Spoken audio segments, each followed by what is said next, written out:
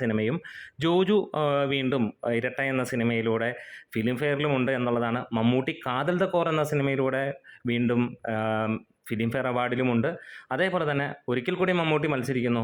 Mammootty versus Mammootty എന്ന് തന്നെ പറയാം. നൻപകൽ നേരത്തെ മയക്കത്തിലൂടെയും ബെസ്റ്റ് ആക്ടറിന് വേണ്ടി മമ്മൂട്ടി മത്സരിക്കുന്നു. ഇതുകൂടാതെ നിവിൻ പോളി തുറമുഖം എന്ന സിനിമയിലും പ്രശാന്ത് അലക്സാണ്ടർ പുരുഷപ്രേതം എന്ന സിനിമയിലും മികച്ച നടനുള്ള നോമിനേഷനകത്തിൽ എത്തിയിട്ടുണ്ട് എന്നുള്ളതാണ്. ടൊവിനോ തോമസ് 2018 എന്ന ചിത്രത്തിലൂടെ വീണ്ടും ഈ പറഞ്ഞ പോലെ സൈമ അവാർഡ് കൂടാതെ നമ്മളുടെ ഫിലിം ഫെയർ അവാർഡിലും നോമിനേഷനകത്തിൽ എത്തിയിരിക്കുന്നു എന്നുള്ളതാണ്.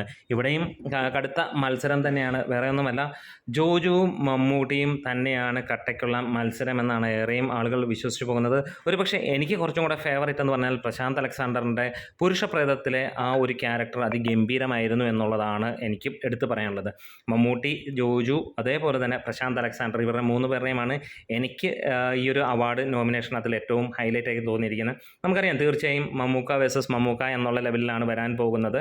അതിനകത്തിൽ മമ്മൂട്ടിയുടെ നൻപകൽ നേരത്താണോ കാതലാണോ എന്നുള്ളതാണ് ഒരു മത്സരം നിൽക്കുന്നതും എന്ന് പറയാം. എന്തായാലും കട്ടയ്ക്ക് തൊട്ട് പിന്നാലെ ജോജുവും ഉണ്ട് എന്നുള്ളതാണ്. നിങ്ങൾക്ക് ഇതിനകത്തിൽ ഏറ്റവും ഫേവറേറ്റ് ആയിട്ടുള്ള നോമിനേഷൻസ് ഏതാണ് എന്ന് പറയാം.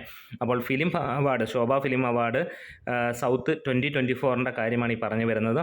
അപ്പോൾ best actor in a leading role male Malayalam എന്നുള്ള കാറ്റഗറിയിൽ ആരായിരിക്കും മികച്ച നടനായിട്ട് വരാൻ പോകുന്നത് എന്നൊക്കെ പറയാം. എന്തായാലും കമൻസിൽ നിങ്ങളുടെ ഫേവറേറ്റ് മമ്മൂട്ടി ആണെങ്കിൽ മമ്മൂട്ടി പറയാം, ജോജു, ബിജു മേനോൻ, നിവിൻ പോളി, പ്രശാന്ത് അലക്സാണ്ടർ, ടൊവിനോ തോമസ് ആരാണ് എന്ന് പറയാം. അപ്പോൾ അവാർഡ് വരുമ്പോൾ നമുക്കൊരു രസകരമായ കാര്യങ്ങളിലൂടെ കടന്നു പോകാം. നമ്മുടെ വീഡിയോസ് ഇഷ്ടമായി സപ്പോർട്ട് ചെയ്ത് തന്നെ ഗ്രേറ്റ് മീഡിയാസ്.